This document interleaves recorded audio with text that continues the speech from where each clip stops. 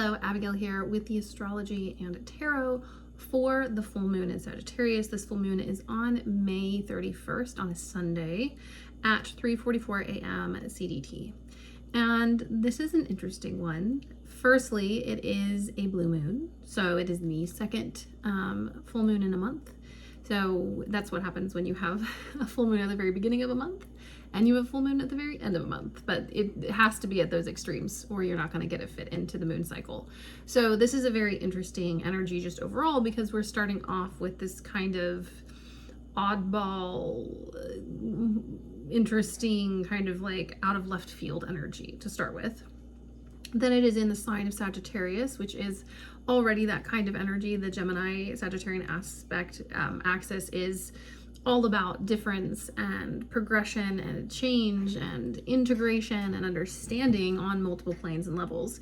And so we have that angle of it, and then you add what the rest of those, signs are doing at this time. And so this moment is definitely unique, I think, in 2026. It's loosely square. The lunar nodes that are getting closer and closer to moving into Aquarius and Leo, they are currently in Virgo and Pisces. And it's sort of a moment of a check-in when it comes to the eclipses, because we're at the halfway point between, quasi halfway point between eclipses, because we are shifting axis, in the next 6 months, because not only do we have the final, the eclipse on the Virgo Pisces axis in the summer, we're going to have it in late winter as well. So, late early at this point. So just know that this is kind of complicated. There's an element of feeling a bit like an eclipse. There's an element of feeling kind of like a little bit of a cosmic weirdo with this blue moon energy, and it's at 9 degrees Sagittarius. So we're also dealing with a trine to Saturn over in Aries. And we're also, on top of that, dealing with a lovely little sextile to Pluto. And so there is this element of expansion through restriction, expansion through processing, really kind of intense themes in our lives. But being able to take that and transmute it almost instantly, instantly in the moment, being able to take what we have, but obviously this process has been going on for a minute. But in this moment, very quickly being able to move through and process certain limitations and energies, and also having kind of epiphanies around our limitations. And I even think, especially with the eclipse energy, being able to look back on the last few eclipse cycles. We had the last one was in Aquarius and Pisces season. The one before that was in Virgo season. The one before that was in Pisces. It was on the Pisces, why are words failing? Pisces, Libra, and Aries. So it was the Virgo axis with Pisces and then the Libra Aries axis. And so looking back and finally being able to understand what has been happening and being I was basically the message I'm kind of getting is I was basically getting shunted by the universe using barriers and blocks to get me to where I am now. And I don't think it's a total revelation because we're still moving between different nodal axes, but I do think we're starting to get a sense of understanding around all of the kind of stuff we've been put through. Where you're that seemed abnormally painful and restrictive. What's happening? This full moon, I think, illuminates what has been happening and what the universe has been pushing us towards. Now, we can choose to accept or reject this, or to work with the universe or to not, but it is an opportunity, which I think is important. Also, another important note, the moon rules Cancer. The ruler of this moon is in Cancer, Jupiter. And so there is this kind of,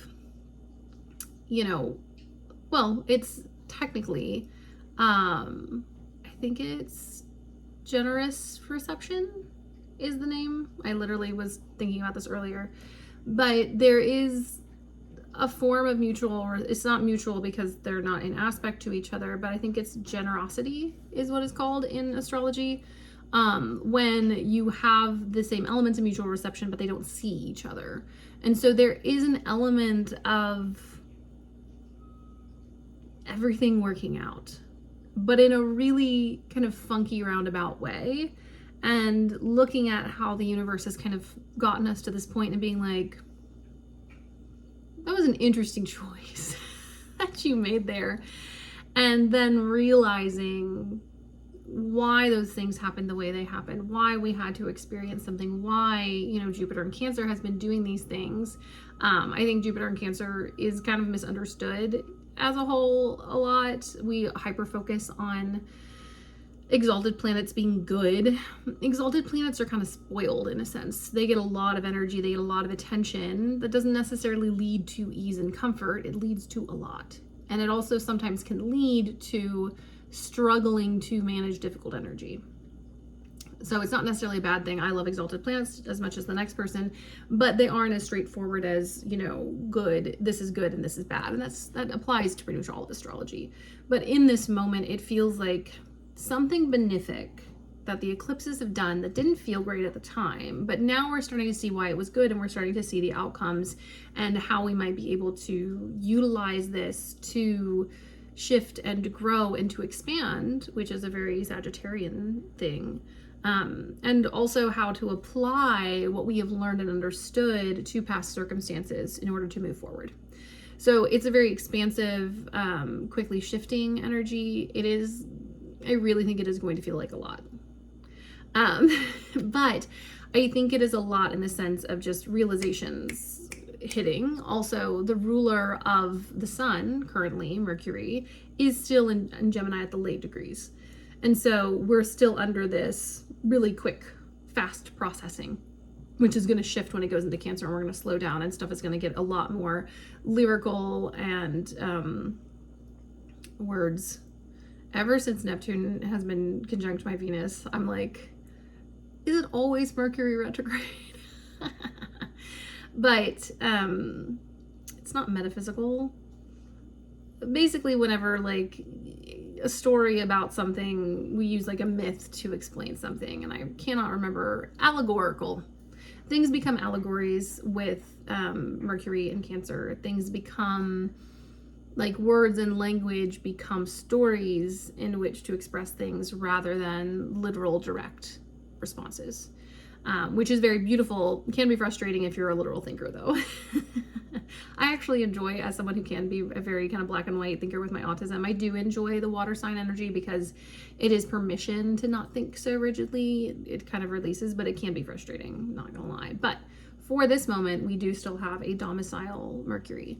And so tons of processing, tons of understanding. I don't know that it's going to feel good, but I do think the months afterwards, especially the first moon cycle moving into the 2 weeks, and then as we get into the Cancer new moon, I think we're going to see some really nice, beautiful stuff open up. Also, this is the precursor to the Jupiter-Venus conjunction, and so there's this other element of this kind of magic unfolding that I don't think we got to fully experience in the last Venus-Jupiter conjunction, and now we're kind of getting a full circle moment. Also, the Venus-Jupiter conjunction is at the degree that Jupiter went retrograde last year, and so there is some kind of closing and culmination that's actually going to be really beautiful and benefic. And this Jupiter moon is kind of opening the gates for this to happen. Now, I think the key here is that we be okay with things happening in a way that we don't expect, but for our benefit. So releasing how something has to be done and just really focusing on the end results. Like if you want, let's just say if you want to meet a partner, releasing how you meet them, but staying very true to what you want in a partner. If you want a job, releasing how you get the job and the process for the job, but really holding on to how much you want to get paid. So let go of anything that doesn't have to be a certain way in order to allow stuff to unfold in a way that, allows the universe to be, I think, even more benefic than if we stuck to these rigid ideas. And I think, especially with a mutable full moon, kind of in that loose square to the nodes, if you stick to rigidity, you will miss the point. If you stick to having to have things a certain way, you are going to miss the why and the how, and you might even miss the portal for the thing that you want because you're like, oh, it couldn't come that way. And it's like, no. Under the current astrology, anything can happen. And if you want things to move faster, you have to be okay with anything happening, but you don't have to give up what you want. If you get what I'm saying. Like, I don't want anyone being like, oh no, I have to sacrifice my dreams. No. Actually, make those standards higher. Hold that to a higher standard. We have Mars in Taurus. We have Pluto, squaring Mars in Aquarius. This is not the time to lower standards. This is the time to release control about how we get those standards met. And I think within that release of control, especially with the Sagittarius full moon, we're also going to learn a lot about ourselves and about what we want and what we desire, which is very interesting and important. Also, I want to just take a quick peek at the Gemini new moon. Yeah, it's at 24 degrees of Gemini. It's on the 14th. And it's sextile Chiron, and that's what I wanted to look at. There's not tons of connection with the Gemini new moon here besides it being connected to this, but it does feel like because of that Chiron sextile in that new moon, this is also a path of healing and a path of learning to protect ourselves, but learning to protect ourselves in a way that doesn't block blessings, that doesn't stop us from experiencing all that we can experience. I think a lot of, because it's coming to a close, we'll still have a retrograde Chiron, retrograde back into Aries later this year, and then back into Taurus fully in 2027, but we're coming to the end of the Aries Chiron cycle. And because it's, trine by sign to this full moon and sextile the new moon, we're also like learning to fiercely protect and stand up for ourselves, but not going so overboard that we like reject any type of actual care and connection. And so this moon is funny because there is that restriction from Saturn in a sense.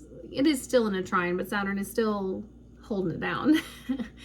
But it's also being like using the boundaries, using the restriction, using that to do what we need to get done, to use it as leverage, to use it as friction to move forward, but not putting it so much into everything that things get stuck and they don't move, which can be the issue with Saturn. Is like Saturn can be incredibly helpful. It is great for long enduring things, but if you overdo it and you overinvest in a Saturnian thing, things can get real rigid real fast. And then when the tower and the change does come, because it inevitably will, the structure really struggles to get reorganized without being completely demolished.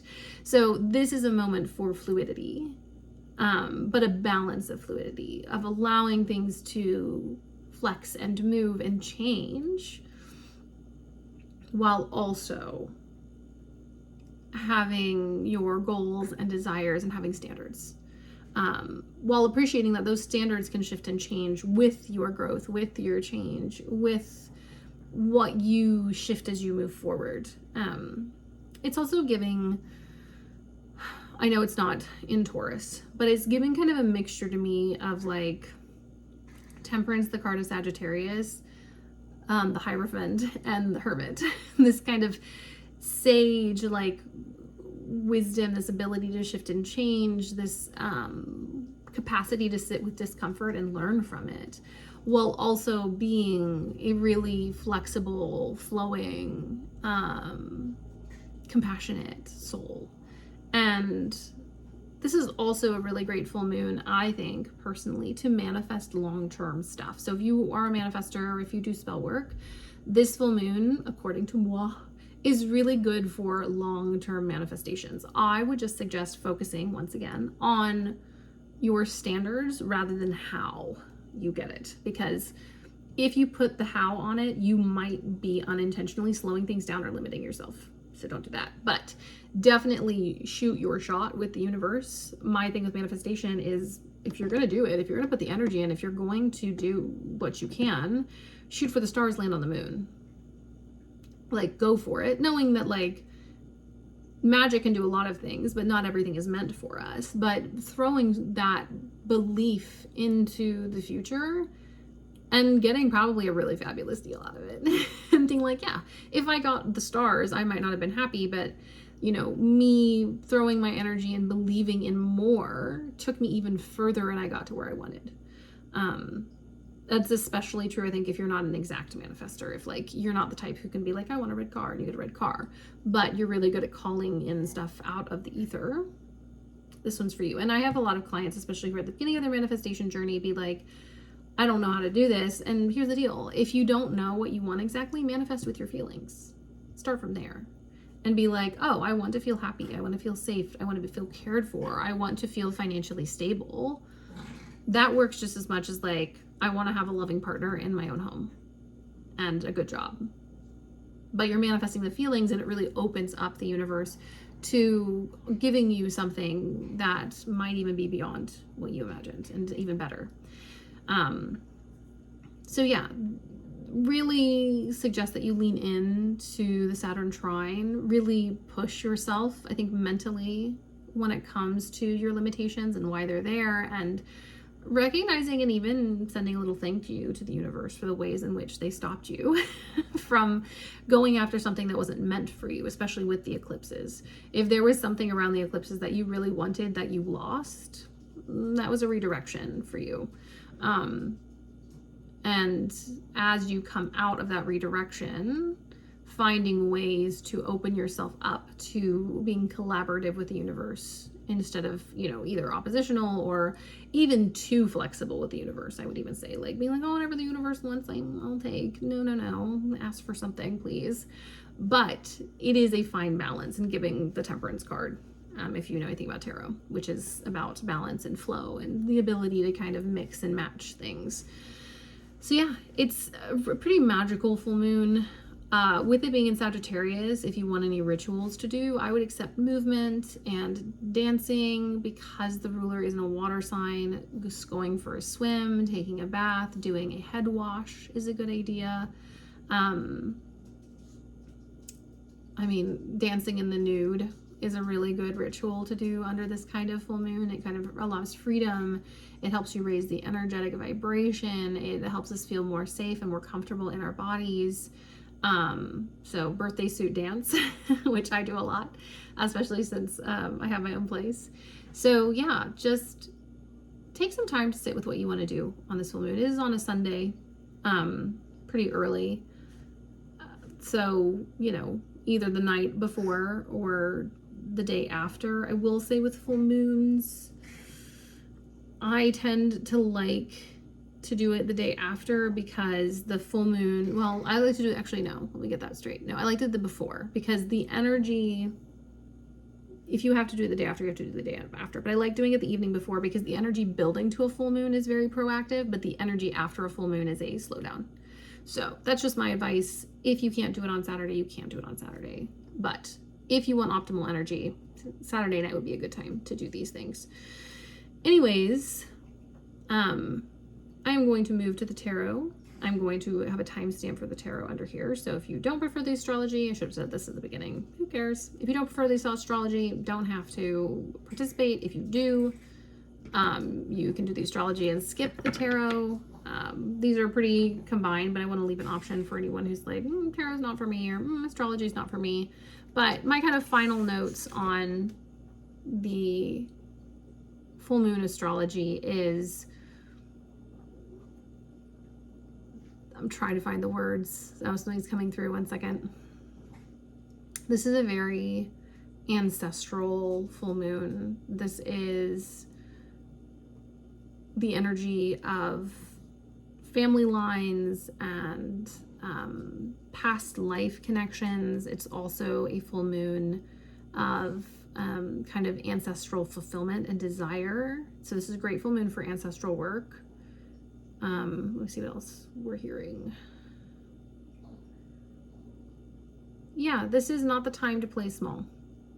It's time to play big, knowing that like big desires require, a big response and require a lot of responsibility on top of that.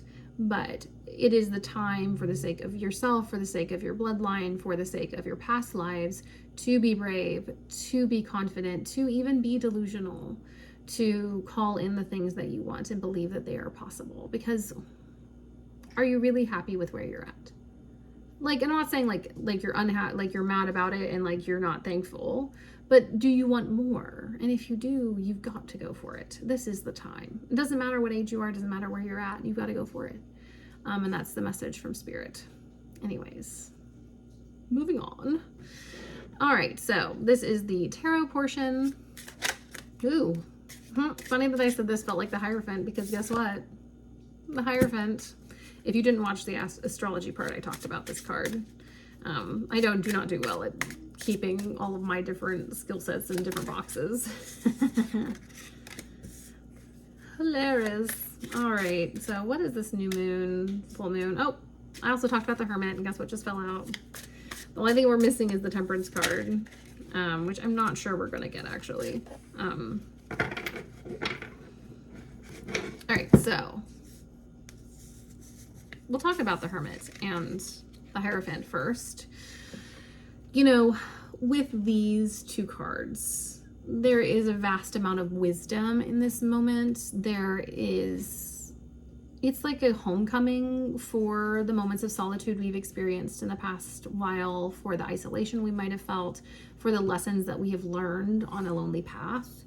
And the reason for these things, they will be revealed during this full moon. We're going to be coming to terms with a lot of stuff. We're going to be having a deeper understanding of why and how things have happened. We're going to understand better what we have been prepared for, why the universe put us through certain things in order for us to kind of get to a certain point. This is also about higher knowledge, and I love this Hierophant because in a lot of decks it is kind of about power dynamics and social structures, but with the mycelium, but with the mushrooms, with the mushrooms, there is this sense of broader and greater community of even the larger and more powerful feeding into the smaller and more seemingly insignificant, and a sense of equality and understanding. There's also inherent regulation within these two cards of this ability to be alone and to take the lessons that we've learned and apply them to life, which is very Sagittarian, especially if you think about the card of Sagittarius, which is Temperance. So yeah, this is a really kind of beautiful moment. It also feels like we're all going to feel a bit sage-like. We're all going to be like, I feel so much older and wiser now, which I think is good because we are. There's also some playfulness in here as well, but that sense of kind of darkness and heaviness and progress through lessons that may or may not have been fun is definitely there, especially with the sextile to Pluto, which I briefly talked about in the earlier portion. And I think I'll stop doing this whole like acting like everyone's watching a separate video because it's getting annoying even for me. But with the other cards, especially the minor arcana, we have the Son of Cups and we also have the Four of Swords. To me, this is giving trust your manifestations, trust your desires and your dreams to push things forward, and that you can, once you have done what you need to do, very Hierophant, very Hermit, it's time to let the universe work. It's time to kind of go with the flow and to move with the energy that you've already set in motion. I think especially when it comes to like timelines and divine timing, and divine timing means whatever the heck the universe wants to. It's always very frustrating when I have to tell my clients that that's what we're working with. They're like, what's the exact time? And I'm like, well, sometimes I get direct timing, but usually with like people early on their spiritual journey. But the minute you have any kind of like spiritual maturity or spiritual growth, the universe is like, no, it's really going to be vague. And so in this moment, we are having to surrender to that. But I do think, based on the other cards here, that things are actually moving quicker than they were previously because of the manifesting and the desiring and kind of the craving and the yearning that you've been doing. But now is the time to allow the universe to take the wheel while we take a little bit of a break. And by break, I don't mean like isolation, because we've already done that with the Hermit, but as in like going out and enjoying things more, connecting with others, finding besties to like go on trips with and take naps with. This is not necessarily like go be crazy, but like go enjoy things, go do things that refresh you, that fill you up, especially with this Knight of Cups drinking his water here in his glass and pouring into this kind of deep well of self. Now is the time, after you've done all this manifestation work, to pour back into yourself, to seep in a little deeper. I also think this is kind of an indication that if you are manifesting and doing spell work, unless you haven't done spell work, but if you have done spell work, this is not about new spells. This is about building and feeding your current spells. So we don't need to restart anything. We just need to move things forward that, oh, interesting. Sorry, my ADHD just realized there's a bunch of 8s here. But moving things forward that we've already invested in, because those are fine. It's just, like I said earlier, about releasing how things happen, releasing when things happen. Interesting, interesting. So we do have a bunch of 8s. So we have 2 8s, the Death card, and the Emperor. So we have the Death card. You know, speaking of eclipses, you know, this isn't an eclipse, but it is square the nodes. And so with that being the case, there is this kind of feeling of eclipse energy, of things kind of picking up and time being a bit warped. You know, it is time to face a death process we've been through. And maybe you've already been facing it, but this is kind of, I think, a final burial for something, for some of us, something that the eclipse has brought to us. We are finally letting go. And if you're struggling to let it go, then this is an excellent time to do a release spell. If you're not able to release the death that has been happening in your life, if you are still holding on to something from the eclipses and you haven't let it go yet, this is an opportunity to do that in a very mature way. If you don't, you know, what I always say is, like, the heart wants what the heart wants. But if you are holding on to a relationship or a job or a situation or a friendship that has been a problem and continues to be a problem, or to cause pain and harm, this moon is definitely a call to let it die, to release it. And here's the deal. If you release it and it stays, yay. But I think for a lot of us, this is releasing it in order to create space in our life for the stuff we have been manifesting to come in. Then we have the Emperor. You know, this is, you know, giving very Saturn and Aries energy.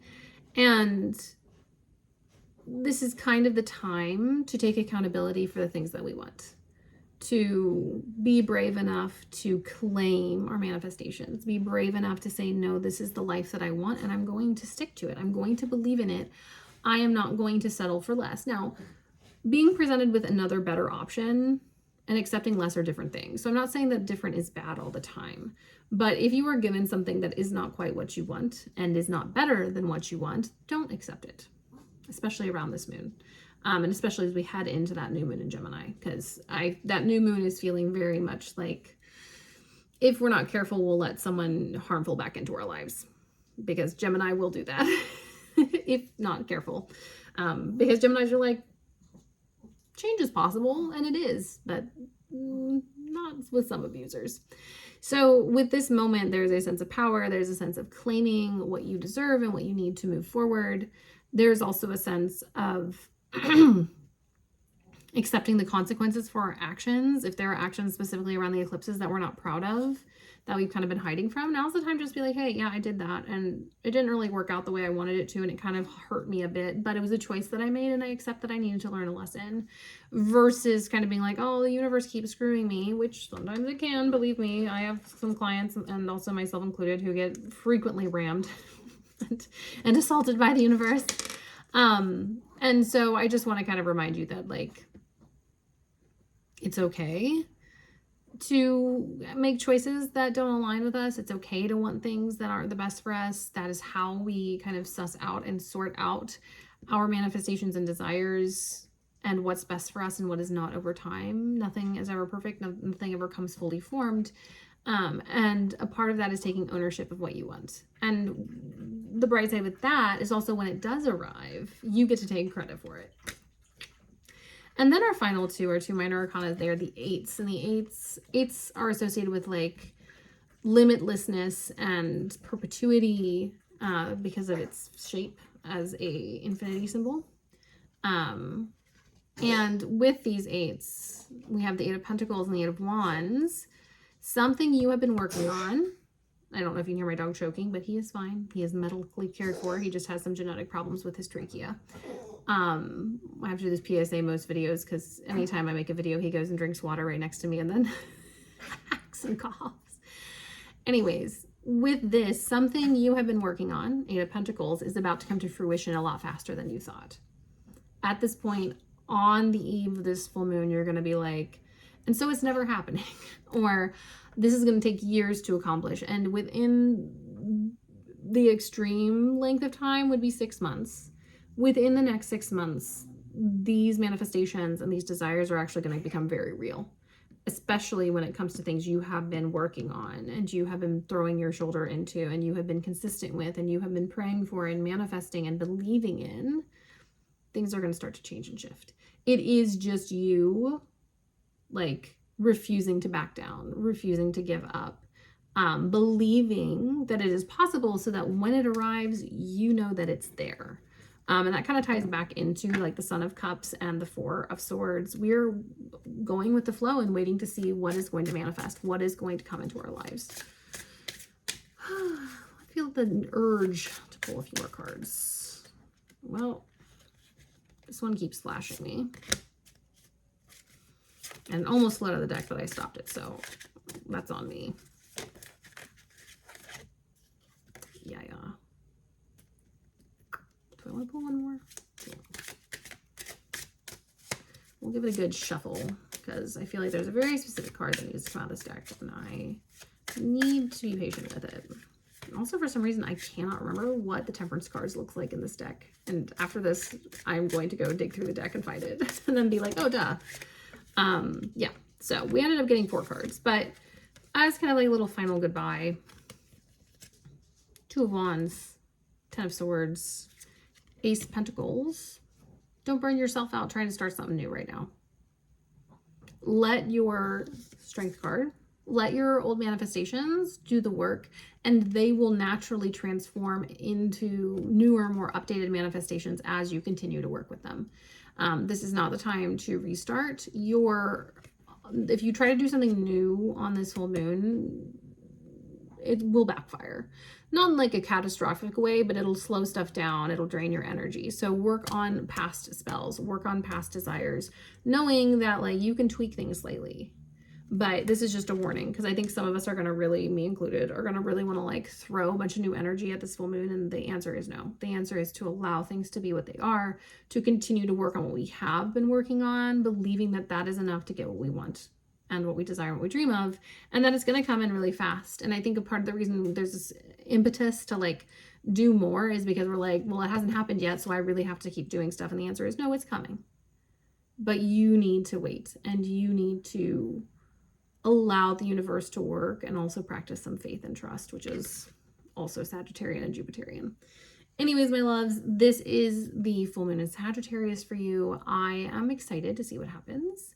I also am excited to see, I think what I think is going to happen, which is a lot of you watching this are going to